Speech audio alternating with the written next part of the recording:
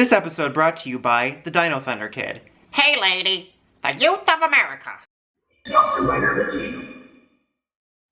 Hey YouTube, Dawson Rider here, and welcome to my review for the Power Rangers Beast Morphers special episode, Making Bad. Yes, that is a Breaking Bad pun. So this was technically, in a way, part 2 of the team-up. Actually, in a surprise, it was not episode 13 proper. It was airing episode 13. This was the special episode, the second special episode. This year we've actually, thankfully, done away with Halloween and Christmas episodes. Instead, we got that sports special earlier this year that aired, like it's episode 9 or something. And then this one is the different special episode, which is kind of a villain clip show slash second part of the team-up, which is really cool that we're getting rid of the team-ups. So this is the special episode. It'll probably count as our episode 13, because this is one of those situations where this was production order like 21, 22, but it's airing order 13. But for the sake of the international airings, I'll label tomorrow's as 13, and then when I do the regular ones, this will be 13. But anyway, I just want to bring that up because people always get on my case like, oh, it's not episode 13. I'm like, production and airing order are a different thing. But anyway, this was actually more so episode 1.5 of the team-up, because it's bridging last week's Dino Charge focus with tomorrow, or last week's, I keep saying last week's because I'm used to saying that. Yesterday's Dino Charge focus team-up with tomorrow's likely rest of the team-up. And the primary premise revolved around the villain sifting through the chest of villain weapons, trying to figure out who to revive, because the reanimator thing has basically enough charge for one more reanimation, and they need to decide who to pick. And not only that, but whoever they pick can actually get a power-up boost.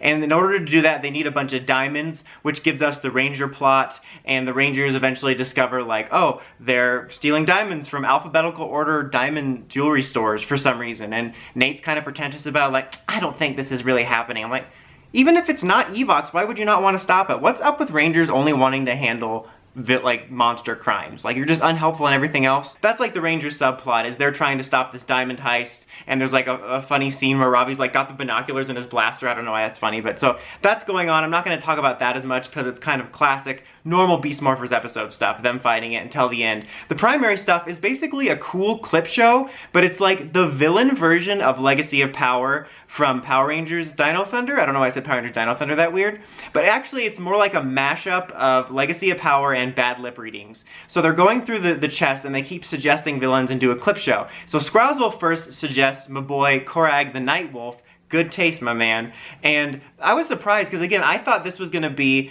first I thought it was going to be the team-up episode with Jason, and they just changed the title to Making Bad. And all of a sudden Korag's on the screen. I'm like, what's happening? So it was like yet another surprise of Beast Morphers stuff, but they show like some clips of Korag, but then the other villains remind him like, hey, he turned good into Wolf Warrior, and like, the voice for Korag was normal, and then everyone else seemed okay-ish, and then they start getting into the others. So Roxy, again, hashtag Team Roxy, great taste, suggests Astronema. They show some clips from Astronema, and then something's up, because they have Andros' voiceover, and he's like, Crown, what are you doing? You're my sister. like, oh my god, Andros has a Toku fan voice.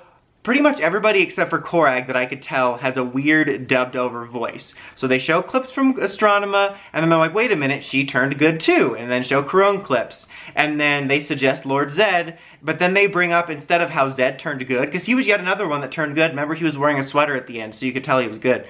But they bring up that he betrayed Mondo and Machina as a reason to not bring him back. And then Blaze suggests Psycho Red. Good job, a couple eagle-eyed viewers from yesterday's episode mentioned in the comments they saw in the chest one of the Psycho cards. And I did not see that at all, because, like, you know, the episode quality's a little more blurry than usual. So good catch on that. I did not only did I not catch it, but it was important in this episode. He brings up Psycho Red, but then they're like, yeah, but he was destroyed. But it's like, well then why is his card there? Is it empty? Whatever. But so basically they're just suggesting various villains and like why they can't use them. And all of the clips have like redubbed voices. Now this probably has something to do with, I'm not sure. Sometimes it has to do with the audio quality of past episodes. Sometimes it has to do with actor rights. I'm not exactly sure, but they sound bad, to be honest. Like, no offense to the people that overdid it, but especially since so many of these characters have very memorable voices, and back in the day, Saban had a lot of different voice actors, and now it seems like this last 10 years era, we've only had like 2 different voice tones for villains, and that's what they're doing. And it's even worse for like the redubs of Andros that sounds like Dino Thunder Kid.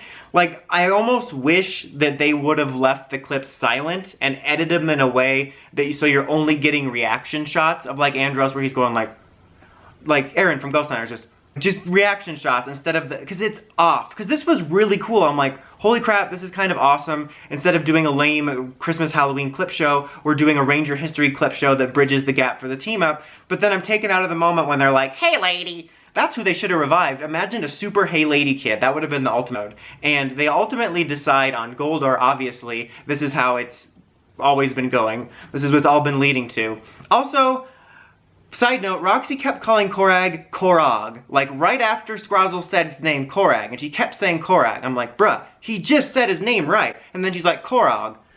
At the end of the episode, though, the Rangers' story about stopping the Diamond Haste, speaking of mispronouncing things, when they face off against the majority of the Dino Charge villains and destroy them, except for Sledge. Sledge is very upset over the destruction of Poisandra. It's really funny, because, like, Blaze and Roxy low-key throw shade at Poisandra throughout the episode, and even at the end when she was destroyed.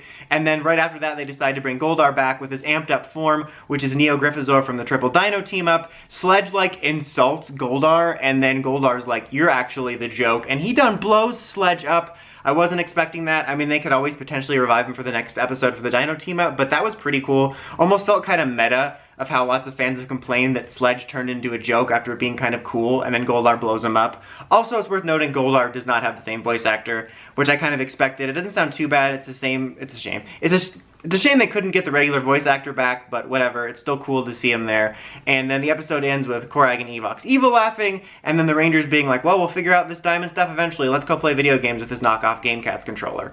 This was not the Dino Team-Up episode that we were expecting today, but it was kind of, like I said, 1.5. I think it was really cool they decided to use the special episode for this sort of history of villains episode, which was neat. And not only, that would have been kind of cool on its own in lieu of a Christmas episode that was just, you know, the normal situation. But the fact that they used it to sort of be essentially a part 2 or a 1.5 to the team-up leading into Goldar was really cool. And I really did appreciate that. It wasn't what I was expecting, but still enjoyable. I would give it an 8. If things go well, tomorrow should actually be the conclusion of the Dino team-up, or at least the next part. I get a feeling that since we had this is technically the 3-parter we had. But so, what did you guys think? Did you enjoy this unexpected, cool clip show villain special? Are you looking forward to the team up tomorrow? Let me know in the comments as always. Until next time, don't forget to like, comment, subscribe, and climb the steps to ring that bell to my videos. Dawson Ryder, signing out.